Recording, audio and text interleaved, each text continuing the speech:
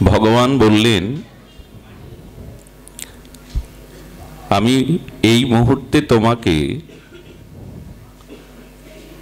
পরম অর্থাৎ শ্রেষ্ঠতম, গুহ্য থেকে গুহ্যতম শ্রেষ্ঠ কথাটি বলছি,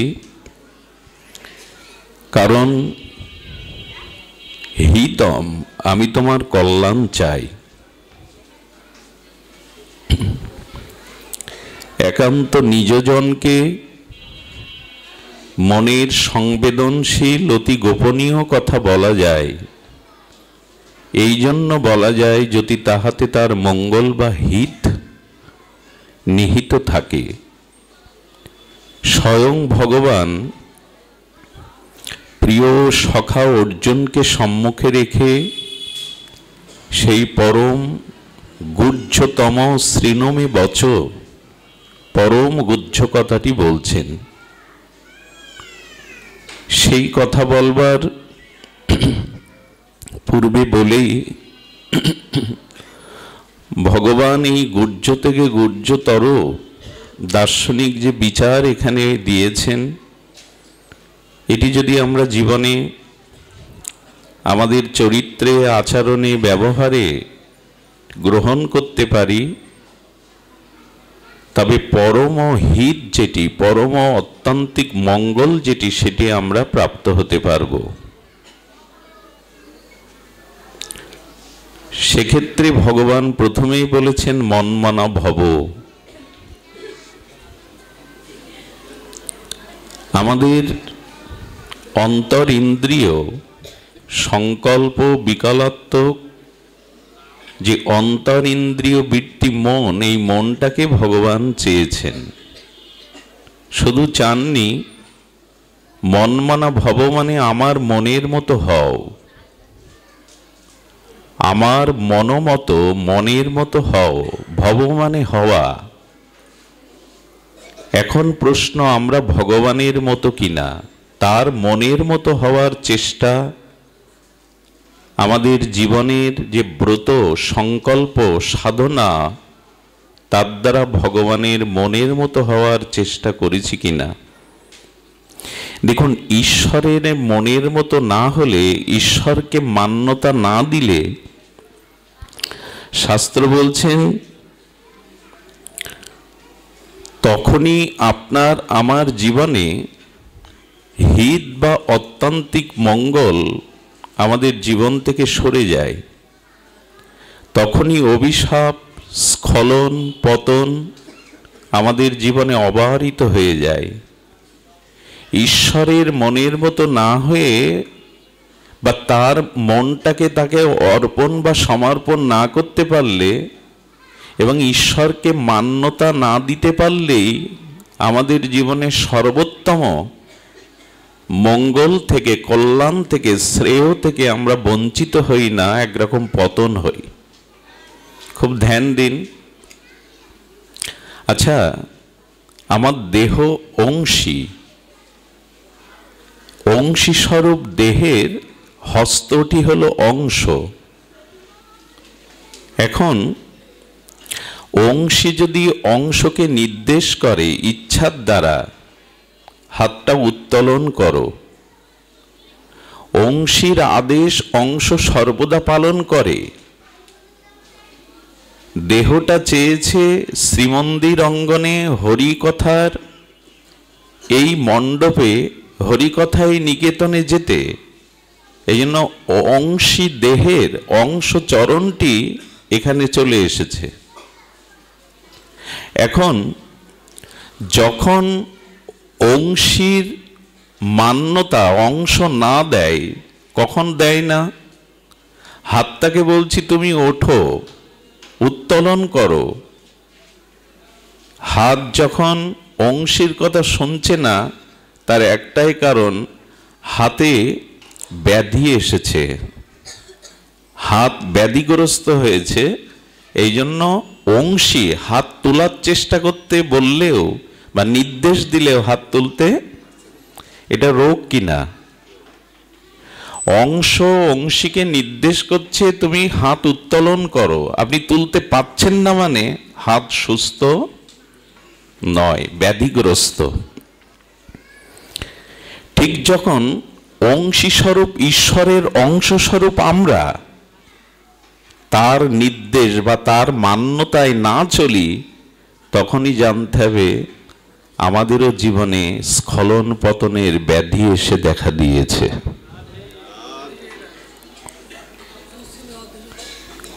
অংশী দেহের অংশ হাত তো আপনার কথাই শুনবে, শুনছে না মানে হাত রোগগ্রস্ত, পক্ষাঘাতগ্রস্ত হয়ে গেছে। আমরা কার অংশ? আমরা কার অংশ? ভগবানেরই তো। সে কথা গীতাতেই ভগবান বলছেন, মাময়ী বাংশ জীবলোক জীবভূতা সনাতন। এই জন্য আমরা ভগবানেরই অংশ। দেখুন, পিতামাতা রক্ত ওজবীর্যের দ্বারা আমার এই রক্ত মাংসের প্রপঞ্চ কুড়িয়ে পিণ্ড দিতে পারে, দেহটা দিতে পারে, আত্মা দিতে। আত্মা দেহকে সৃষ্টি করে না, দেহ আত্মাকে সৃষ্টি করে? কোনটি?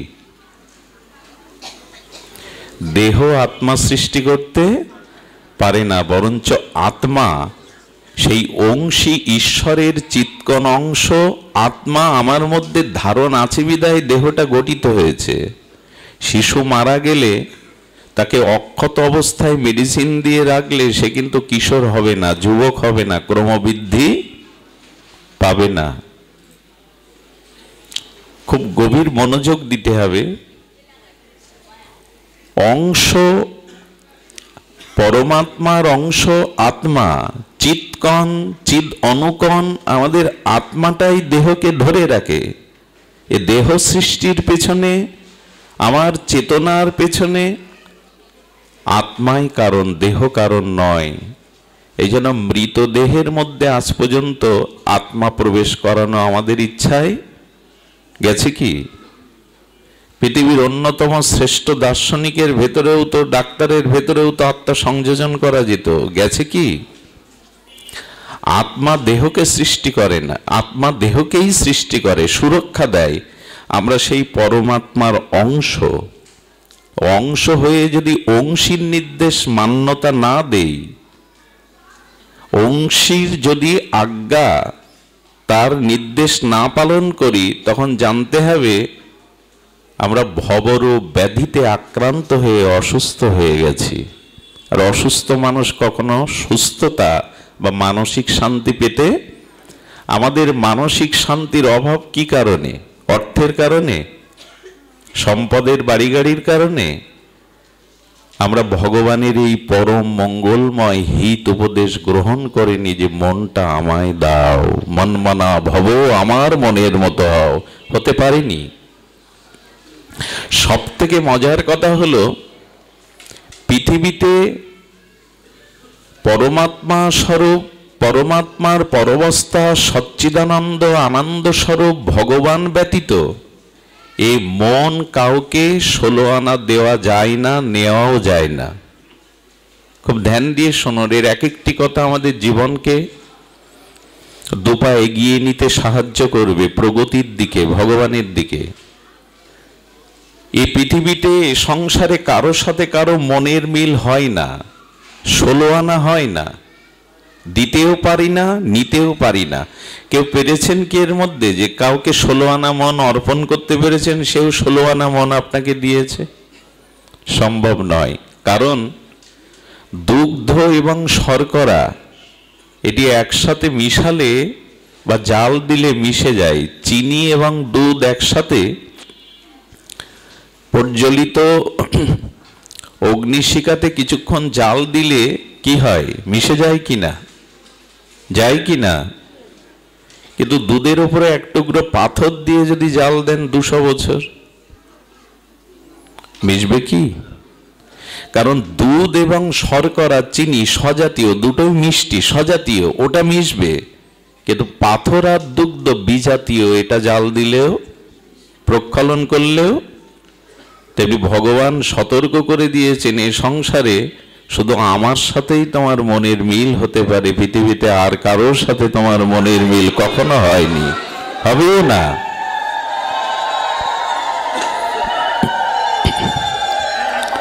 এজন্য একটু ধ্যান দিন, যখনই আমরা ঈশ্বরের ইচ্ছার সাথে বিরোধ করি, খুব মূল্যবান দার্শনিক বিচার করা হয়েছে, খুব ধ্যান দিয়ে শুনুন।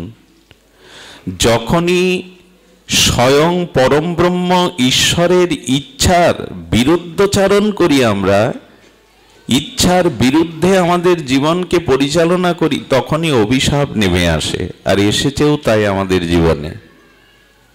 আচ্ছা, তার ইচ্ছাটা কি একবার জানতে চেষ্টা করেছেন? আমাকে যিনিতে সৃষ্টি করলেন, এই অনন্ত সুন্দর ব্রহ্মাণ্ড আমার জন্যই রচনা করলেন, এই আনন্দ যজ্ঞে আমাকে নিমন্ত্রণ করলেন, এই জগতের আনন্দ যজ্ঞে আমার নিমন্ত্রণ করলেন উনি, আমাকে যে গড়লেন, আমি তার ইচ্ছাটা একবারও মনের দ্বারা জানতে চেষ্টা করেছি, তিনি আমার কাছে কি চান? এটা প্রশ্ন করুন সবাইকে, ঈশ্বর আমার কাছে কি চান, আমাকে কেমন করে তিনি গড়তে চেয়েছেন? এ উত্তর অনুসন্ধান আমরা সবাই রাখি না বলেই আমাদের জীবনের এই ভয়াবহ পরিণতি। তিনি আমাকে কি রূপে চান? আমার এই জন্মের পেছনে, এই সৃষ্টি আনন্দ যজ্ঞে আমন্ত্রণের পিছনে তিনিই একমাত্র কারণ। তিনি কেমন করে চেয়েছেন আমাকে, কি রূপে চেয়েছেন, তার ইচ্ছাকে মান্যতা দিয়ে চলেছি তো। যত আপনি তার ইচ্ছার, এই জন্য আমাদের উচিত বিড়ালির বাচ্চার মতো হওয়া। আমাদের উচিত কি? বিড়ালির বাচ্চার মতো হওয়া, বানরের বাচ্চার মতো না। বানর হনুমানের বাচ্চাটা মাকে জড়িয়ে ধরে, মা ওকে জড়িয়ে ধরে না। লক্ষ্য করবেন, হনুমান বা বানরের বাচ্চাগুলো শাবকটা মাকে বুক বেড দিয়ে জড়িয়ে ধরে, মা ধরে না। আর এই জন্য লাফালাফি স্বভাবের বানর হনুমানের বাচ্চাগুলো যখন পড়ে যায়, তখন উল্টে বাচ্চাকে থাপড়ায় ওর মা, ভালো করে ধরিসনি কেন, এই জন্য পড়ে যায়। কিন্তু বিড়ালি যখন তার বিড়ালির বাচ্চাটাকে ঘাড় মোটকে ধরে, পড়ে যায় তো। তার কারণ হলো, ওখানে শাবক বাচ্চা তার মাকে ধরেছে, আর এখানে মা তার বাচ্চাকে ধরেছে। আমার মনে হয় দুহাত বাড়িয়ে দিয়ে সরল নিষ্কপটে ভগবানকে বলুন, তুমি আমাকে ধরো, আমি ধরলে হারিয়ে ফেলি, বারবার ছেড়ে ফেলি, তুমি ধরো আমায়। এই আবেগের কথা নয়, দার্শনিক বিচারের সর্ব অবধিকতা এটাই, তুমি আমাকে ধরো, আমি ধরলে বারবার হারিয়ে ফেলি হাত, তুমি আমায় ধরো। এই গান আপনাকে গাইতে হবে। প্রাণনাথ, বংশীধারী, মুরলীধারী শ্যামসুন্দরের কাছে এই গান গাইতে হবে। গানের পয়ারটি জেনে নিন, গুনগুন করে আজ থেকে গাইবেন তার সামনে গিয়ে। আমার হাত ধরে তুমি নিয়ে চলো সখা, আমি যে পথ চিনি না, আমি পথ চিনি না, আমায় হাত ধরে নিয়ে চলো। তার সুরেই সুর মিলান, জগতে অন্য কারো সুরে সুর মিলালে শান্তি পাবেন না। পাইনি আমরা, স্ত্রী পেয়েছি, পুত্র পেয়েছি, কুটুম্ব পেয়েছি, ঘর সংসার পেয়েছি, শান্তি আজও দুধে পাথর দিয়ে জাল দিয়ে কি করবেন, মিশবে না, চিনি দিন। এই জন্য ভগবান আর কিছু না চেয়ে তার মনের মতো হওয়ার জন্য বলেছেন, মনমনা ভব, আমার মনের মতো হও, আর কারো মনের মতো হতে যেও না। মত চিত্ত, তোমার মনটা আগে আমাকে দাও। এই যে ভোগের রন্ধন হয়েছে, এই ভোগের রন্ধনকৃত উপচারগুলো আগে কাকে নিবেদন করা হবে? আপনাকে, আমাকে। ওগুলো প্রিয় অধিদৈবকে, দেবতাকে নিবেদন করে তার কৃত প্রসন্ন প্রসাদটাই তো আমরা পাবো। তো ভালোবাসা মনটা ভগবানকে দিয়ে তার মনের মতো, তার রঙে রাঙান। এরপর ভগবান থেকে মনের ভিতরে যে ভালোবাসাটা আসবে, ওটা জগৎকে, স্ত্রী পুত্রকে দিন, তবেই শান্তি, না হলে শান্তি নাই। তার অসীমে মন প্রাণটার দিকে ধেয়ে যান, তার দিকে ধেয়ে যান। তিনি অনন্ত অসীম, তার দিকেই মনটাকে ধাবিত করুন, দেখবেন পথ হারা হবেন না।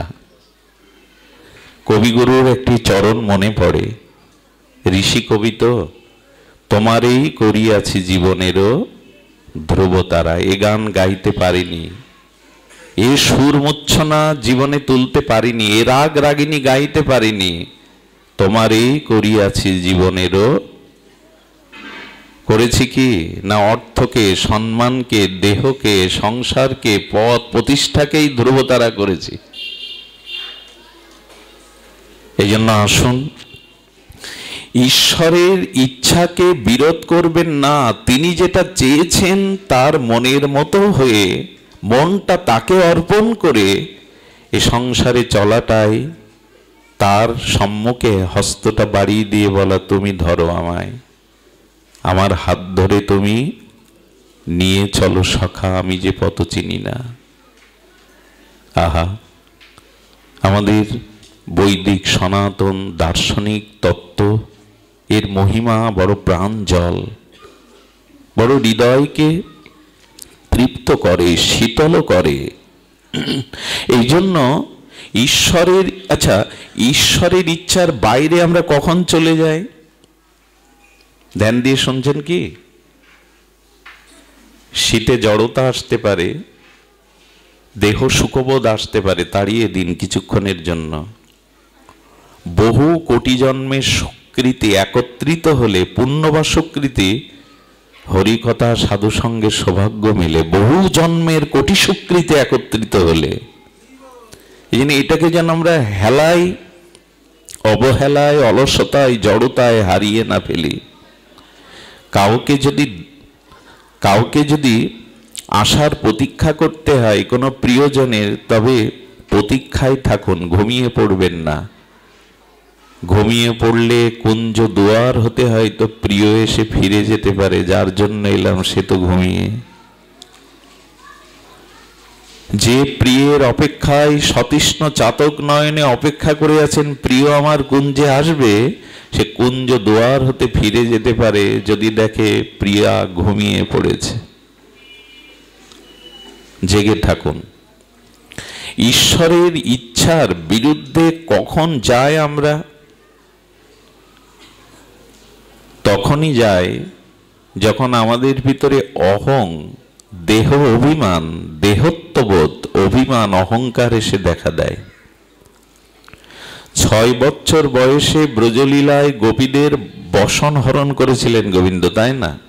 এ নিয়ে অনেকেই কটূক্তি করে, কৃষ্ণ গোপীদের বসন চুরি করেছে। 6 বছর বয়সের ব্রজনন্দন, কিন্তু এ কথা কেউ বলে না 16 বছরের যুবক কৃষ্ণ সতী দ্রৌপদীকে বস্ত্র জুগিয়েছেন। বোঝা যায়, এ কথা খুব কম লোকই বলে। প্রায় লোকের মুখে শোনা যায় অনাদিরাদি কৃষ্ণ পুরুষোত্তম গোপীদের বসন হরণ করেছেন 6 বছর লীলাতে, কিন্তু 16 বছরের কিশোর কৃষ্ণ দ্রৌপদীর বস্ত্র হরণে যে তিনি বস্ত্র জুগিয়েছেন এ কথা কেউ বলে না। আমাদের তো দোষ দেখায় স্বভাব, সেটা ভগবানের চরিত্রেও দিব্য লীলাতেও। তো গোবিন্দ বসন চুরি করলেন কেন জানেন? আসলে বসনটা বাসনা ধরুন। গোবিন্দ বললেন, এই দেহ সুখের বাসনা থাকলে আমাকে পাওয়া যায় না। প্রতিরূপে চেয়েছে তো, একান্ত প্রিয় রূপে চেয়েছে তো, তা আমার কাছে আসতে গেলে বাসনাটা আমি আগে নিয়ে নিই। এই বাসনাটাই, দেহ অভিমানটাই, দেহে আবেশটাই তার ইচ্ছার থেকে দূরে সরে যাওয়া, তার মনের মতো থেকে আমরা তার মনের বিরোধ ভাবে চলা। বোঝাতে পারলাম না, সে অভিজ্ঞতা অনুভূতি তো নাই আমার, ভজনও নাই, কি করে বোঝাবো? যখনই স্বাতন্ত্র কামনা আসে আমার, স্বাতন্ত্র কামনা মানে ইচ্ছা, কামনা মানে ইচ্ছা, ইচ্ছাটাকেই কামনা। তো গোবিন্দ বললেন স্বাতন্ত্র ইচ্ছা বা স্বাতন্ত্র কামনা আনলেই তুমি আমার থেকে দূরে সরে যাবে। কামনা 2 প্রকার, একটু ধ্যান দিন।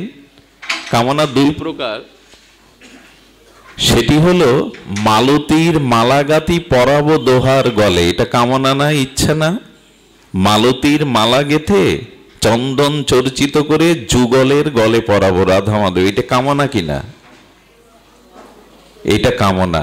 বলছেন এই কামনা থাকুক, কিন্তু আমি আমার প্রিয়ার গলে মালা পরাবো কামনা বাসনা চরিতার্থের জন্য, রক্ত মাংসে পিণ্ডের গলে, এ কামনা আর এ কামনা এক হবে কি? আমি শ্রাবণ পূর্ণিমায় ফুল্ল ফুলদলে যুগল মাধব মাধুর্য মরতি রাধা মাধবকে বসে দোল দেব। ফুল দোলনায় দোদুল দোলনায় শ্রাবণী পূর্ণিমায় যুগলকে আমি দোল দেব, এই ইচ্ছাটা।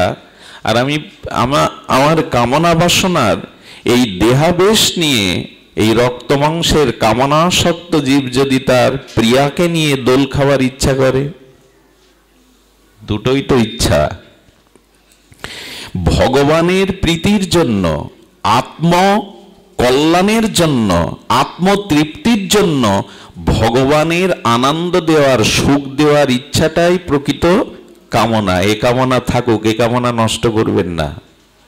কিন্তু ভগবানের সুখ ব্যতীত, তার প্রীতি ব্যতীত যখন সুখটা আমার দেহ ভোগের জন্য, আমার নিজ সুখের জন্য, এই রক্ত মাংসের পিণ্ড পচা গলা রক্ত মাংসের দেহ ভোগের জন্য কামনা আনি, তখন সেই কামনাটার নাম হয় স্বাতন্ত্র কাম। শব্দটা বড় মাধুর্য শব্দ দিয়েছেন ঠাকুর মশাই, নরোত্তম ঠাকুর, স্বতন্ত্র কাম। অর্থাৎ তোমার ভোগের জন্য যে ইচ্ছাটা জাগলো তার নাম স্বাতন্ত্র কাম।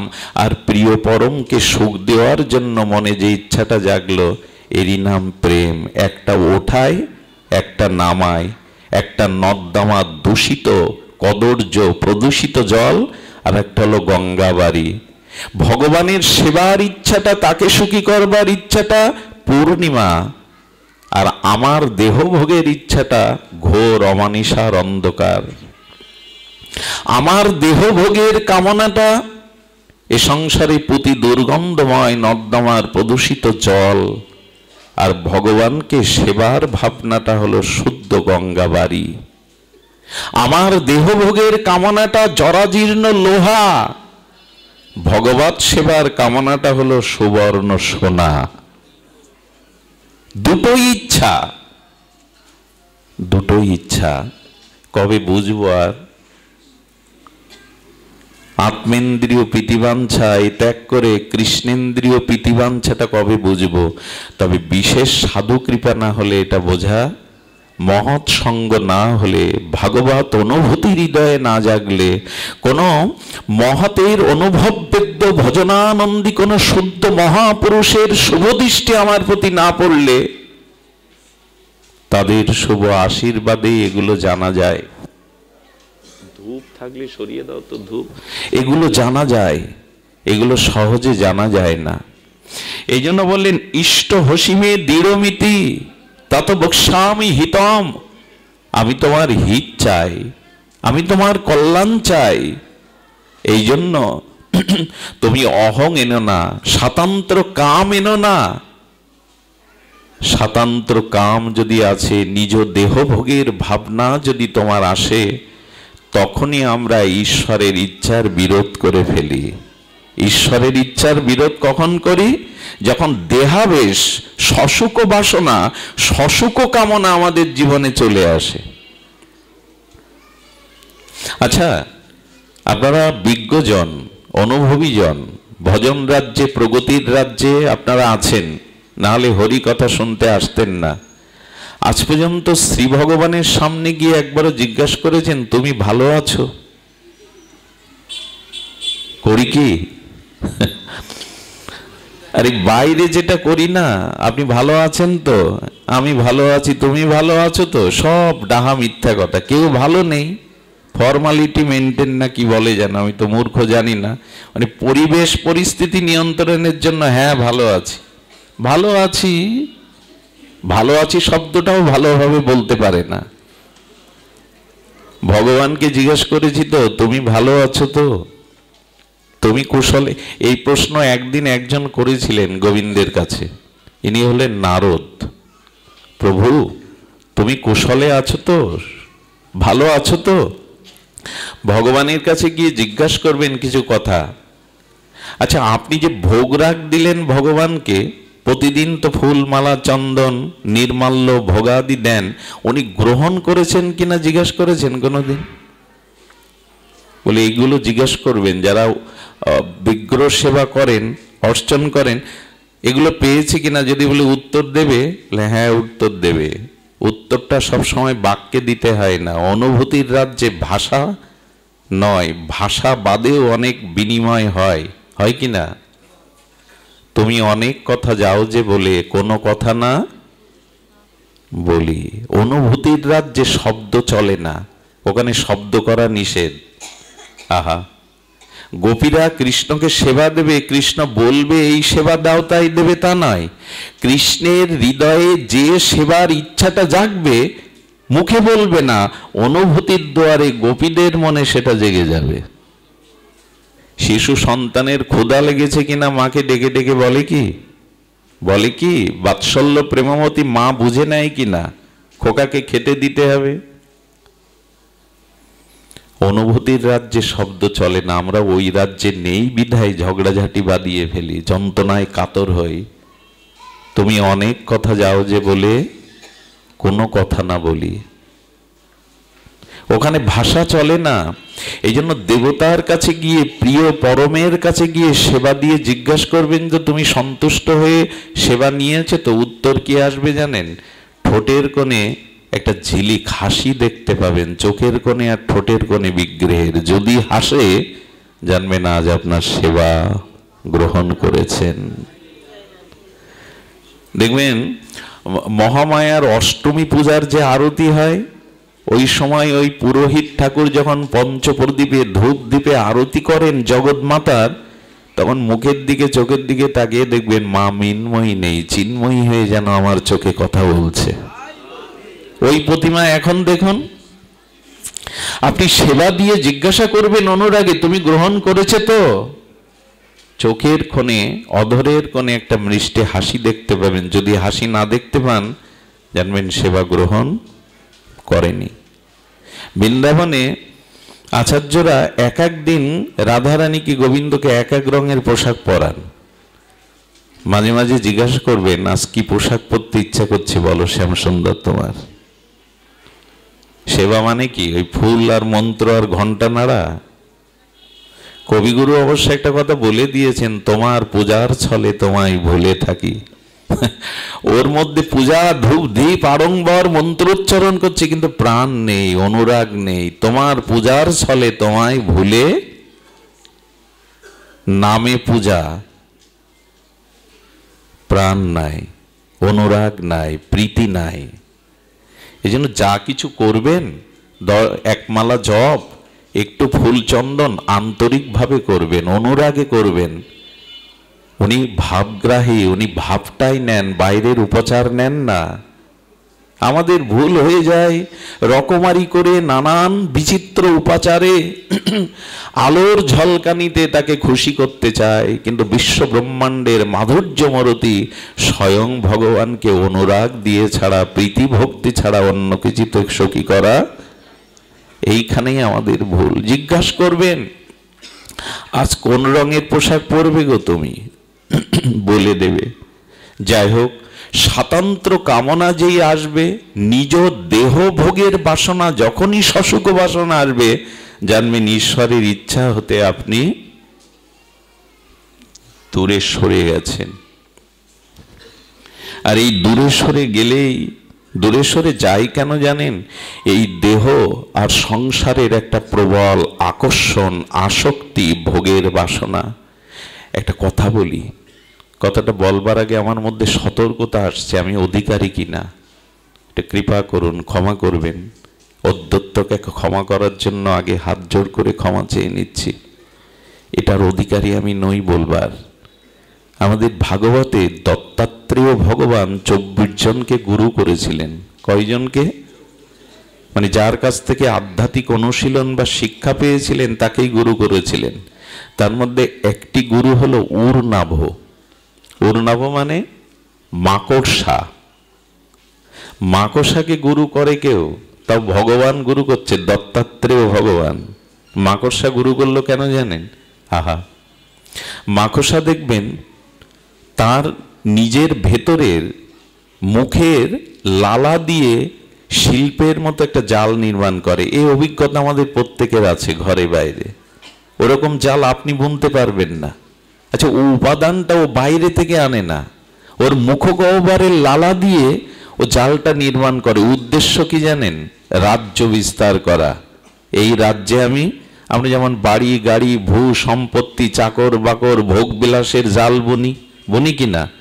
ব্যাংক ব্যালেন্স ভোগ সুখ বাড়ি গাড়ি সুন্দরী রমণী জাল বুনে যায়। সারা জীবন এই জাল বুনি সুখে থাকবো বলে সসুখ ভোগ বাসনায় একটা জাল বুনি। জাল বোনার পরে কি করে জানেন? ওইখানে বাচ্চা কাচ্চা নিয়ে বেশ সুখে রাজত্ব শুরু করে, কিন্তু ওই জালে আটকে ও নিজেই। কিন্তু এর পরের সংবাদটা, ওই জন্য বলছি আমার বলবার অধিকার আছে কিনা, ওই যারা ওর বাচ্চা কাচ্চা ছিল, রাজত্ব সৃষ্টি করেছিল সংসারের মোহমায়ায়, ওরা কি করে জানেন? ওরা মাঝে মাঝে ওই জালে আটকানো মৃত বা ওই জালে আটকানো মাকড়সার ভেতরে তার যে কলিজা, তার অস্তিত্ব ওর আপনজনরাই খেয়ে নেয়। এই জন্য শুকনো মাকড়সার জালে গিয়ে দেখবেন মাকড়সাটার পর্দা আছে ওর ভেতরে কিছু, ওরাই খেয়ে ফেলে। যেটা বুঝবার বুঝে নিন, যে জাল বুনেছি সংসারে, হ্যাঁ, কামনা বাসনায় নিজজনের জাল, ওরাই আপনার জীবনের অস্তিত্বকে ধীরে ধীরে খেয়ে ফেলবে।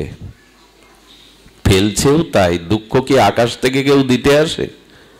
পাড়া প্রতিবেশী কি আমার দুঃখের কারণ, যন্ত্রণার কারণ? যাদের নিয়ে স্বপ্নের জাল বুনেছি তারাই কুরে কুরে খাবে আমায়। কি অদ্ভুত দৃষ্টান্ত দিয়েছেন। সংসার করতে হয় বলে এমন, এদের নিয়েই জীবনের যথা সর্বস্ব, জীবন যৌবন এদের বিলিয়ে দিলাম। যিনি নির্মাণ করলেন, যিনি মনের মতো করে গড়লেন, যিনি আনন্দ যজ্ঞে আমায় ডাকলেন, সব সংসারকে দিয়ে বসলাম। আর আমরা কিরকম চালাক জানেন, কিরকম কপট জানেন?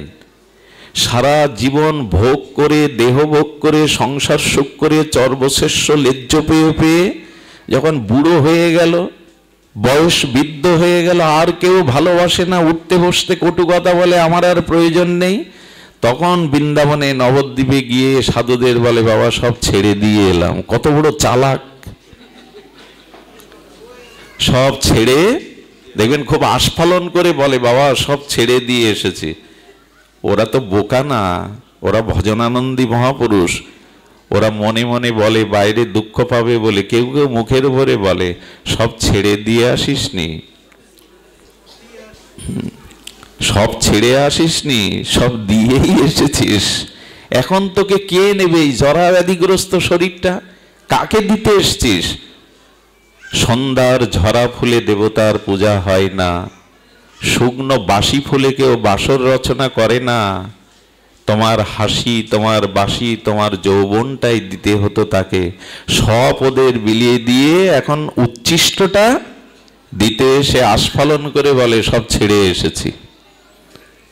কত বড় কপটতা এগুলি! ভগবানকে জিজ্ঞাসা করবেন, তুমি ভালো আছো তো? পারলে ভগবানকে প্রতিদিন আশীর্বাদ করবেন। ভগবানকে আশীর্বাদ করেছেন কখনো আপনারা? একটু কথা বলছেন না কেন? ভগবানকে আশীর্বাদ করবেন। আমি একটা কথা বলি আপনাদের, কোনো মানুষের মাথায় হাত দিয়ে আশীর্বাদ করার যোগ্যতা আমার আছে কিনা আগে ভাববেন। তুমি সুখী হও, হবে তো?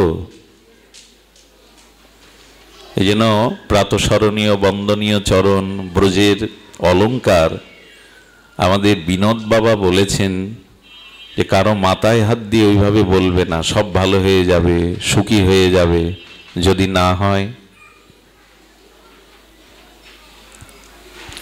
আশীর্বাদ ভগবানের বেলায় খাটে। আচ্ছা, ভগবানের সামনে গিয়ে যদি বলে, হে রঘুপতি রামচন্দ্র তুমি অমর হও, খাটবে কি না? উনি তো অমরই, উনি তো মরবেন না, জরা মৃত্যু ব্যাধিগ্রস্ত নয়। আচ্ছা, যদি সীতামাকে বলি মা তোমার শীতের সিঁদুর অক্ষয় হোক, হবে কিনা? কথা বলছেন না তো আপনারা? কিন্তু এই আশীর্বাদ অন্য জায়গায় খাটবে? যা প্রতিফলিত হয় না, সাকার হয় না, তা আশীর্বাদ না, তার নাম সান্ত্বনা বাক্য। আমরা সব সান্ত্বনা বাক্য দেই। আমাদের অযোধ্যাতে কনক ভবনে রাম সীতার মন্দিরে একজন যেতেন, তো উনি রামকে পুত্র জ্ঞান করতেন। কি জ্ঞান করতেন? বাৎসল্য প্রেমে রামচন্দ্রকে পুত্র জ্ঞান করতেন। আর জানকীকে তাহলে কি জ্ঞান করবেন? জগৎমাতা জানকীকে পুত্রবধূ। তো উনি যখন মন্দিরে যেতেন, মাঝে মাঝে ওই যে রামচন্দ্রকে মালা পরিয়ে ওখানে রামচন্দ্রকে দেখতেন।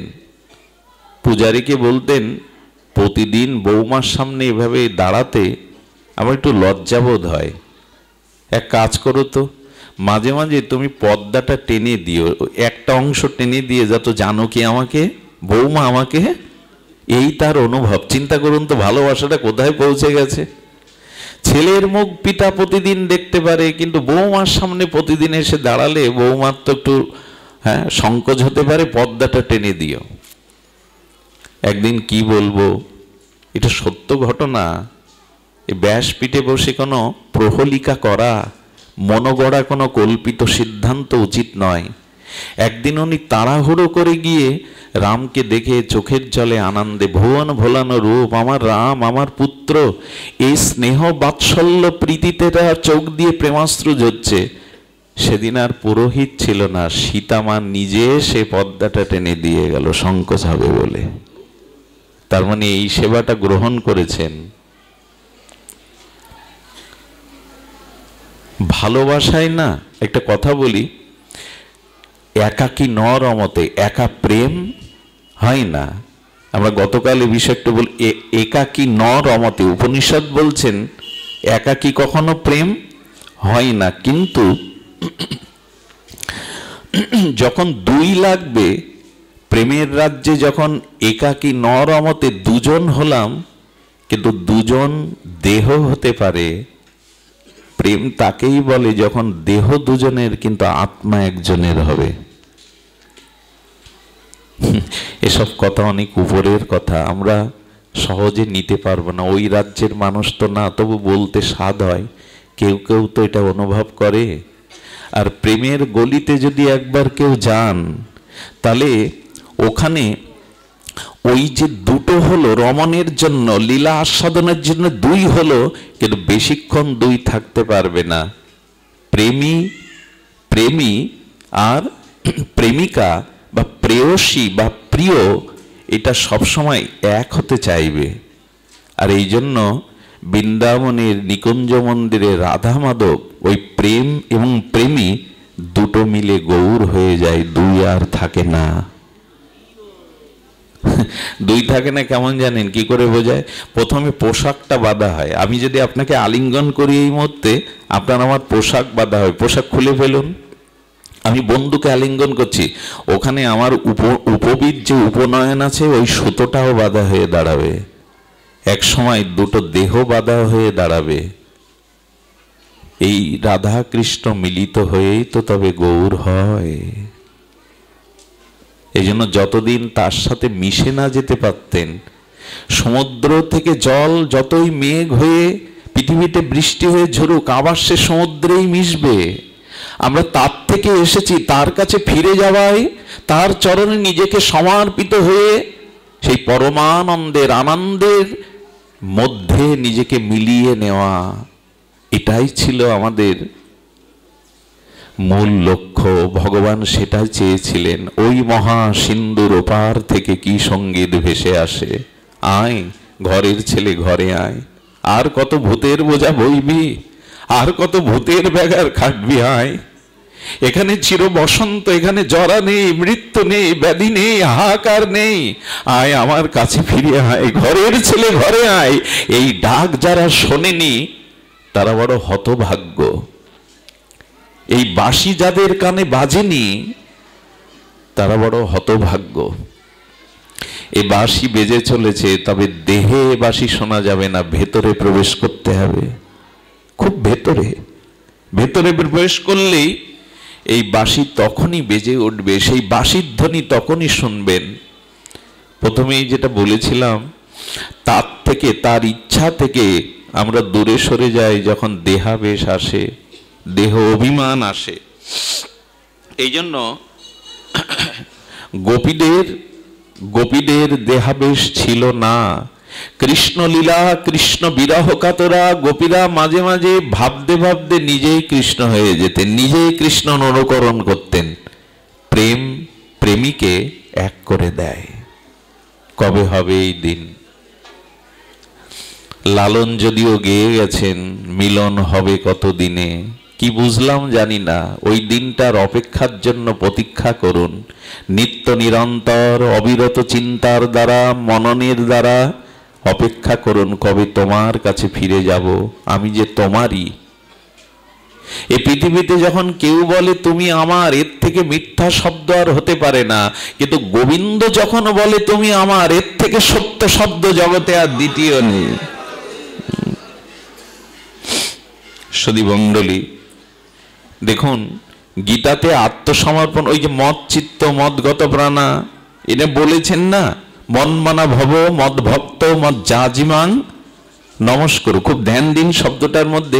আচ্ছা, আপনার কোনো শারীরিক ব্যাধির জন্য, কিডনি, হার্ট, লিভারের সমস্যার জন্য অপারেশন থিয়েটারে গেছেন, ডাক্তার কি কখনো বলে রোগী আপনি কিডনি কোথায় জানেন তো, লিভার কোথায় খোঁজ রাখেন তো? বলে কি? বলা উচিত কি? আপনার যন্ত্রপাতি ঠিক আছে তো, এ কথা বলে কি অপারেশন থিয়েটারে? ওখানে গেছো রোগ সারাতে, তার উপরে ভরসা করো। গোবিন্দ যেন বললেন, যদি আমার পথ থেকে দূরে সরে গিয়ে থাকো, এবার আমার চরণে এসে বলে তুমি যা করবে আমার জীবনে তাই, আমি আর আলাদা কোনো স্বতন্ত্র ইচ্ছা রাখবো না। ডাক্তার বোঝে না কিডনি কোথায়, অপারেশন কি দিয়ে করতে হবে, ওর উপরে ভেরে দিন। সর্বধর্মান পরিত্যাজ্য মামেকং শরণাং ব্রজ, সঁপে দিন। উপায় ওই একটাই, তার কাছে সমর্পিত হওয়া। আমি এসেছি, আমার ভবরোগ আছে, তুমি চিকিৎসক। আচ্ছা, এই চিকিৎসা প্রথমেই করেন গুরুদেব। দেখুন একটা ভালো শব্দ এসেছে, ভবরোগ নিবারক শ্রী গুরুদেব। গুরুদেব কি? ভবরোগ। শুনছেন তো মায়েরা? গুরুদেবকে ভবরোগ নিবারক। আচ্ছা, ভবরোগের নিবারণকারী শ্রী গুরুদেব। আচ্ছা, ভবরোগটা কি? ভবরোগ কি? ভব মানে সংসার, আর সংসারের মূল রোগটা কি জানেন? পুনঃ পুনঃ মার গর্ভে প্রবেশ করা। এর থেকে বড় রোগ আর? পুনঃ পুনঃ মার গর্ভে প্রবেশ করা, এই যে জন্ম মৃত্যু আবর্তনে আসা, এর থেকে বড় ব্যাধি সংসারে? আচ্ছা, যদি মার গর্ভে না আসতাম, কর্মফল ভোগ করতে হতো, মৃত্যুর স্বাদ নিতে হতো। তার মানে এই মার গর্ভে এসেছি মানে এটাই হলো ভবরোগ। এই ভবরোগ দূর করতে পারেন শিলগুরু মহারাজ। মহৎ কৃপা হলে এই আসা যাওয়ার ভবরোগ নিবারণ করেন। সেদিকে লক্ষ্য কই, শ্রীগুরু চরণে, মহতর চরণে সমর্পিত ভাব কই। ডাক্তারের কাছে গেছেন রোগ সত্ত্বে, ওখানে বিচার করেন না, ওইখানে সঁপে দিন, ওইখানে সঁপে দিন, ওখানে বিচার করতে যাবেন না। ভগবানের কাছে গিয়ে শুধু বলুন, এবার আমাকে তোমার করে নাও। এইটুকুই তো মন্ত্র, এবার আমাকে তোমার করে নাও। তবে বলতে তো এখনই পারি, এখনই তো বললাম, বলে এভাবে বললে হবে না। কপটতা রেখে বলো না, হৃদয় দিয়ে বলো, হে গোবিন্দ আমি তোমার হলাম। চৈতন্য চৈতামৃত বলছেন, হে গোবিন্দ আমি তোমার হলাম। যদি কেউ বলে একবার, ভব বন্ধ হইতে গোবিন্দ তারে করেন পার। একবার বলে দেখো আমি তোমার, তবে কপটতা শূন্য হয়ে সরল চিত্তে নিবেদিত আত্মা হয়ে বলো আমি তোমার। তিনি হাত বাড়িয়েই আছেন, হাত বাড়িয়ে আছেন। কপটতা ওখানে পৌঁছায় না, ছলনা ওখানে পৌঁছায় না। এই জন্য একবার শুধু অপেক্ষা, গোবিন্দ তুমি আমার। কিরকম জানেন? উত্তরার গর্ভে অভিমন্যু সেই অশ্বত্থামা ব্রহ্মাস্ত্র নিক্ষেপ করলে উত্তরা বলেছিল, প্রভু আমি নয়, পাণ্ডবদের উত্তরস্বরী হিসাবে তোমার ভজনের জন্য এই সন্তানকে তুমি রক্ষা করো। মাতৃগর্ভ মলমূত্রের দ্বার নরক সম যন্ত্রণা, এটা ভাগবতে আছে। মাতৃগর্ভে আমরা যখন থাকি, মলমূত্রের মাঝখানে একটা নরক, গোবিন্দ করলেন কি ওই নরকরূপী মাতৃগর্ভে প্রবেশ করে ভক্তকে ব্রহ্মাস্ত্রের হাত থেকে রক্ষা করলেন। বলুন তো কেউ আছে এমন?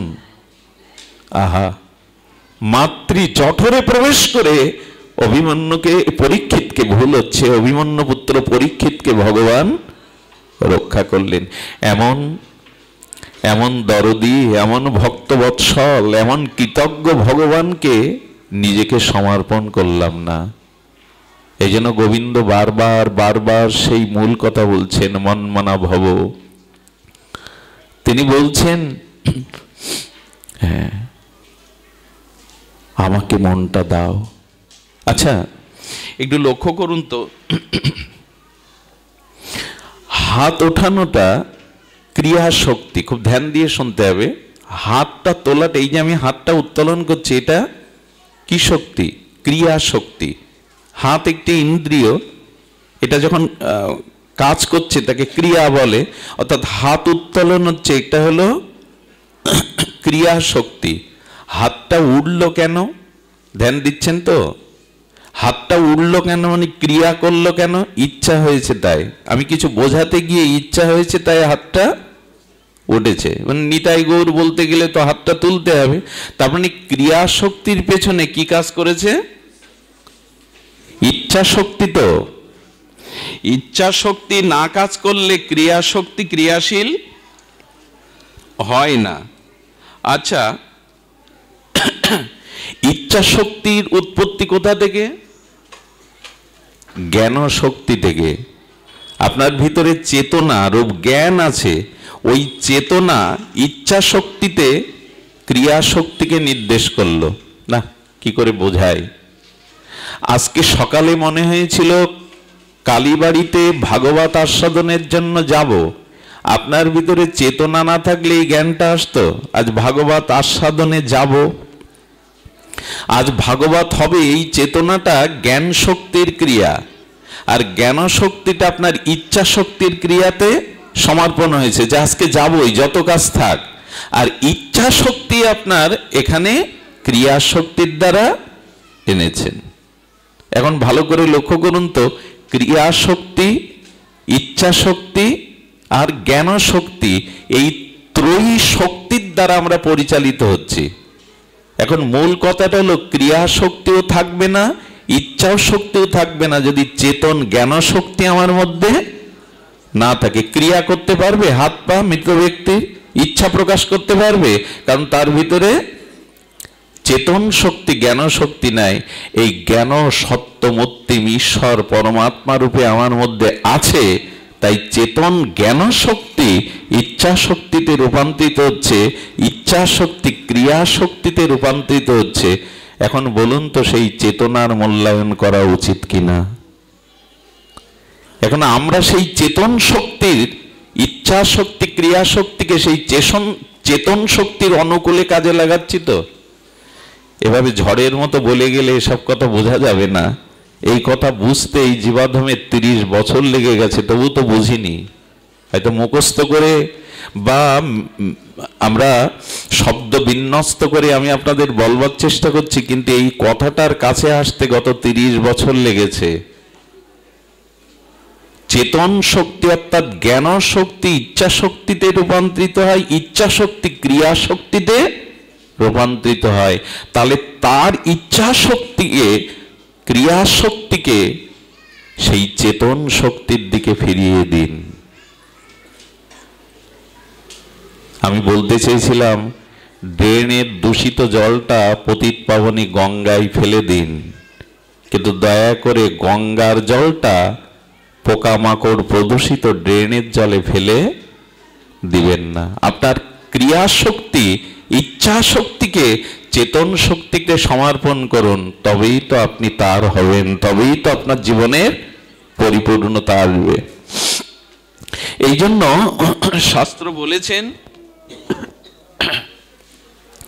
যে আপনার ক্রিয়া, আপনার ইচ্ছাগুলি ওই চেতন বা জ্ঞান শক্তিতেই সমর্পণ করে দিন। এটাই আমাদের জীবনের সর্ববড় পূজা হবে, এটাই আমাদের জীবনের সর্বোত্তম উপাসনা হবে, এটাই আমাদের জীবনে আত্মনিবেদন হবে যে আমার ক্রিয়া, আমার ইচ্ছা তোমাতেই সমর্পিত হোক। আর যদি ঘুমিয়ে থাকি, অচেতন থাকি, তখন যেন এটা বলতে পারি, সেটা যেন বলতে পারি, আমার এ ধূপ না পোড়ালে গন্ধ কিছুই নাহি মিলে, আমাকে পোড়াও, আমাকে পুড়িয়ে যখন থাকি অচেতনে চিত্ত আমার আঘাত সেজে পরশ তব সেই তো পুরস্কার। বলতে পারবো তো? যখন থাকি অচেতনে চিত্ত আমার, হ্যাঁ, আঘাত সেজে পরশ তব সেই তো পুরস্কার। জগতে যে দুঃখ, যন্ত্রণা, আঘাত, এটা আমাকে জাগাবার জন্য, তোমার স্মৃতিকে মনে করবার জন্য। এই জন্য আসুন দুঃখকে, যন্ত্রণাকে, অভিশাপকে আমার জাগাবার মন্ত্র, ওই যে ঘুম ভাঙানিয়া, ঘুম জাগানিয়া হয়ে আঘাত না করলে তো কেউ ঘুম থেকে উত্থিত হয় না, তাকে অন্তত শব্দের দ্বারা আঘাত করতে হয়, ডাকতে হয়। এই জন্য আমি আপনাদের কাছে সর্বশেষ নিবেদন করে পাঠ বিশ্রাম করব, জীবনে যে অবস্থা আসছে, অনুকূল প্রতিকূল, সবই আমাকে জাগাবার জন্য তার আশীর্বাদ মনে করে তার মুখবাণী চেয়ে থাকুন। এটাই দুঃখকে জয় করবার, অবস্থাকে জয় করবার একমাত্র পথ। সবশেষে বলবো, এই জ্ঞান শক্তিকে, চেতন শক্তিকে জাগাবার একটা সর্বশ্রেষ্ঠ মন্ত্র আমি একটু আপনাদের প্রসন্ন দৃষ্টিতে গুরু মহারাজের কৃপায় সামান্য একটু জানিয়ে যাই। আমি অনুরোধ করছি হাত জোড় করে, আঁচল পেতে না, হৃদয় পেতে কথাটা গ্রহণ করুন। যদি আপনার সেই সুপ্ত চেতনাকে জাগাতে চান, সেই ঈশ্বর সত্তাকে, সচ্চিদানন্দ স্বরূপকে পূর্ণ জাগ্রত করতে চান, তবে একটি নিবেদন করব আপনাদের, সেটি হলো একমাত্র ভগবানের নামকে এই মুহূর্ত থেকে নিত্য নিরন্তর সংকল্প করে আশ্রয় নিন। এই কথাটুকুই সামান্য একটু শুনতেই হবে। ইচ্ছা শক্তিটা আপনারা একটু প্রয়োগ করুন এই শব্দটার দিকে। পৃথিবীতে যা কিছু, সব কিছুর মধ্যে শব্দই প্রধান। এ দেখুন, এর মধ্যে শব্দ পাচ্ছেন, শব্দ পাচ্ছেন, কিন্তু এটা যখন ছিঁড়বেন তখন এর থেকে একটা শব্দ হবে। ওর মধ্যে শব্দটা ছিল, ছিল কি না? দুটো পাথর এক জায়গায় রাখুন, শব্দ পাবেন? দুটো পাথরকে সাংঘর্ষিক ভাবে ধাক্কা দিন, শব্দ আসবে কিনা? আপনি হাতটা ঘষুন, তার মানে শব্দ ব্রহ্মেরই এ জগৎ। আমি কি করে বুঝাই, সব দার্শনিক কথা বোঝবার ক্ষমতাও আমার নাই। আমি খুব জীবাধম, অজ্ঞ, মূঢ়, অধম। কি করে বোঝাই যে শব্দই হলো আমাদের সমস্ত চেতনার মূল। আর পৃথিবীতে যত শব্দ আছে, সমস্ত মঙ্গল, সমস্ত সারাত্ম শক্তি ভগবানের নামরূপ শব্দের মধ্যেই দেওয়া আছে। শব্দ ছাড়া আপনি বিনিময় কিছু করতে পারবেন না। আমার এই শব্দ ব্রহ্মের ভাষা আছে বলে আপনার সাথে আমার মত বিনিময় করতে পারছি। আমার হৃদয়ের সংবেদনশীল ভাবনাটা এই শব্দ বাহক হয়ে আপনার হৃদয়ে স্থাপন করে দিচ্ছে। শব্দ, ধনাত্মক শব্দ আছে, ধ্বনি দিয়ে যা উচ্চারণ করি, আর বর্ণাত্মক আর ধনাত্মক, ধ্বনি দিয়েও বোঝানো যায়। দোকানদার শুনতে পাচ্ছে না, ধ্বনি দিলেন। আলুর কথা জিজ্ঞাসা করছেন, বোবা জানি না, আপনি ইঙ্গিত করছেন। ধনাত্মক আর বর্ণাত্মক এই দুটি শব্দই দিয়ে আমরা জগতে পরিচালিত হচ্ছি। যখন বললেন আলু কত করে, ইঙ্গিতে বর্ণাত্মক না ধনাত্মক শব্দের দ্বারা, ভাবের দ্বারা বোঝাতে চেষ্টা করলেন। দোকানদারও আঙুল তুলে ধনাত্মক না বর্ণাত্মক না, ধনাত্মক বা ইঙ্গিতাত্মক শব্দ দিয়ে আপনাকে দামটাও বলে দিল। আমার বলবার অভিপ্রায় হলো শব্দ ছাড়া আমরা চলতে পারি না। আপনার হার্টবিটের শব্দ যদি না থাকে, আপনার এই যে নারীর শব্দটা যদি না থাকে, স্পন্দন যদি না থাকে, মানে আমি বোঝাতে চেষ্টা করছি এইটুকু আমার অজ্ঞতার মধ্যে দিয়ে যে শব্দের মধ্যেই সমস্ত শক্তি নিহিত। আচ্ছা, এখানে আপনারা বসে আছেন কেন? শব্দ ছাড়া এখানে আর কিছু আছে নাকি? পুরস্কারের ব্যবস্থা, ধনী হওয়ার ব্যবস্থা? এখানে তো জল পিপাসা লাগলেও আপনাকে কেউ এক গ্লাস জল দেবে না। এখানে আপনি সব থেকে পৃথিবীর কঠিন কাজ কি জানেন? একজন 2 ঘন্টা ধরে কথা বলছে আর আমি 2 ঘন্টা নীরবে শুনছি। পৃথিবীতে এর থেকে কঠিন কাজ আর অন্য সময় এটা আপনি পারবেন না, 5 মিনিটও পারবেন না। পৃথিবীর সব থেকে কঠিন কাজ করছেন, অথচ সব থেকে মানসিক শান্তি আপনি এখন পাচ্ছেন। সংসারের বোঝা, সংসারের চিন্তা আপনার মনের মধ্যে নাই। এটাই শব্দের মহিমা, শব্দের মহিমা। দেখুন, এই জন্য ধনাত্মক এবং বর্ণাত্মক শব্দাবলী সমস্ত শক্তির আধার। এই পৃথিবীর সৃষ্টির মূলেও শব্দ ব্রহ্ম, নাদ ব্রহ্ম, ওম। এই পৃথিবীর সৃষ্টির মূলেও এই নাদ ব্রহ্ম। এই জন্য শব্দকে ব্রহ্ম বলা হয়। এই জন্য ভগবানের নাম এটা ব্রহ্মের সর্বোত্তম সমন্বিত শক্তির আধার এই নাম। একটু দয়া করে শুনুন, কৃপা করে হৃদয়ে কথাটা নিন। আমাদের মুক্তির, আমাদের কল্যাণের, আমাদের শ্রেয়ের অন্য কোনো পথ নাই। এই জন্য গোবিন্দ বলছেন সতত কীর্তন্ত মাং। এই গীতাতেই বলেছেন সর্বদা আমার, আর কি বলেছেন? তস্মাৎ সর্বেষু কালেষু মামনুষ্যর, আমাকে স্মরণ করো নামের দ্বারা। এই নাম হলো সর্বোত্তম। দেখুন, আচ্ছা, অগ্নি কোথায় কোথায় আছে? শব্দ কোথায় কোথায় আছে? শব্দ সবখানেই আছে। শব্দ গুণকত্তম আকাশম। দার্শনিকরা বলেছেন আকাশ বলে আলাদা কোনো বস্তু নেই, শূন্যস্থানকেই আকাশ বলে। আর শূন্যস্থান না থাকলে শব্দ শঙ্কটা বাজে কেন? ওর মধ্যে একটা শূন্যস্থান আছে বিধায়। আমরা আহারটা নিতে পারি কেন? ওখানে একটা শূন্যস্থান আছে। তাই আমরা ঘরে বাস করতে পারি কেন? ঘরে একটা শূন্য জায়গা, ওখানে সব ইট কাঠ দিয়ে ভরিয়ে রাখুন, ঘরে যেতে পারবেন? শব্দ গুণকত্তম।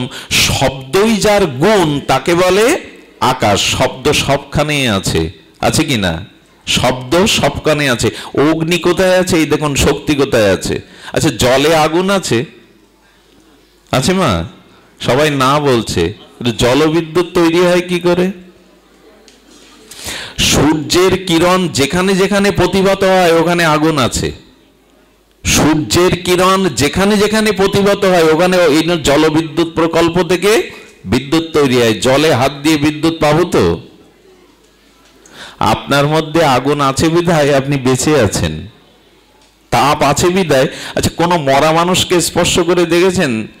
সে কখনো গরম, স্পর্শে গরম দেখায় কিনা তার হাত? সব মৃত ব্যক্তি শীতল বরফের মতো, তাপ নাই। সব পাতার মধ্যে, সব গাছের মধ্যে, এই যে এখন আগুনের উপরেই বসে আছি আমরা, এই কাঠগুলো কি আগুন নয়? এর মধ্যে কি আগুন নাই? জ্বালিয়ে দিন। তার মানে জলের মধ্যে আগুন আছে, কিন্তু আমি খুঁজে পাবো কি? আচ্ছা, মাটির মধ্যে গন্ধ আছে। মাটি খুঁড়ে পদ্ম ফুলের গন্ধ, রজনীগন্ধার গন্ধ, গোলাপের গন্ধ পাবেন। ফুলের গাছগুলো কি করে মাটি থেকে গন্ধ নিয়ে ফুলের পরাগ রেণু তো আমাদের দেয়। আমি বলতে চাইছি আগুন সবখানে আছে, ফুলের গন্ধ মাটিতে আছে, কিন্তু সেটা আপনি আমি আবিষ্কার করতে পারি না।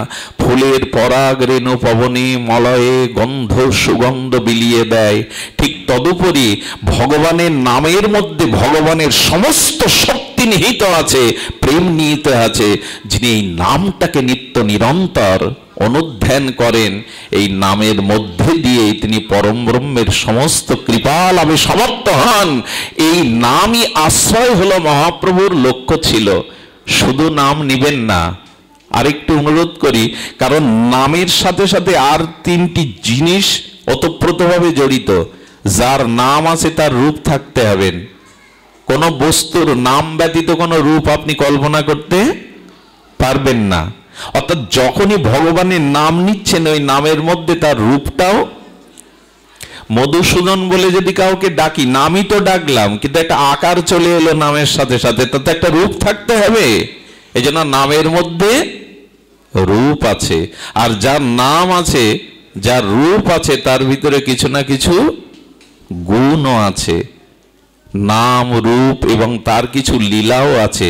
তো ভগবানের নামের মধ্যেই ভগবানের নাম রূপ লীলা সন্নিবিষ্ট হয়ে আছে। সব থেকে বড় কথা, ভগবানের আনন্দ সন্তুষ্টির জন্য এই নামই হলো আমাদের সর্বশ্রেয় উপায়।